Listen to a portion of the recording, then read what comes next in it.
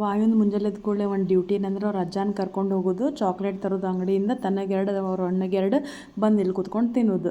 ನಮ್ಮ ಪಪ್ಪ ಇರ್ತಾನೆ, ನಮಗೂ ಟೆನ್ಷನ್ ಇರೋಂಗಿಲ್ಲ. ಯಾಕಂದ್ರೆ ನಾನು ಲಘು ಲಘು ಕೆಲಸ ಮಾಡ್ತೀನಿ, ಅವ್ರ ಜೊತೆ ಎಂಗೇಜ್ ಇರ್ತಾನೆ, ಅವ್ರ ಅಂಗಡಿಗೆ ಹೋಗುತ್ತಾನೆ. ಸೊ ನಂದು ಕೆಲಸ ಸ್ವಲ್ಪ ಆಕೈತಿ, ಅದಾದ್ಮೇಲೆ ಸ್ವಲ್ಪ ಮತ್ತೆ ಕಾಡ್ತಾನವ.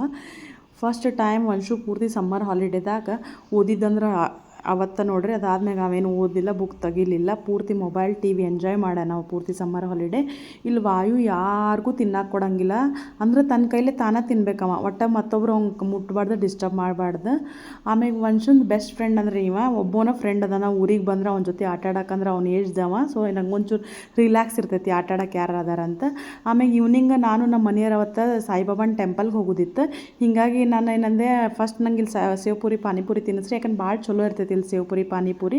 ಆಮ್ಯಾಗ ಇಲ್ಲಿ ತಿಂದು ನಮ್ಮ ಮಮ್ಮಿಗೂ ಅವರು ಎಲ್ಲೂ ಹೊರಗೆ ಹೋಗಿಲ್ಲ ಅಂತ ಅವ್ರಿಗೂ ಪ್ಯಾಕ್ ಮಾಡ್ಕೊಂಡು ತೊಗೊಂಡು ಹೋದೆ.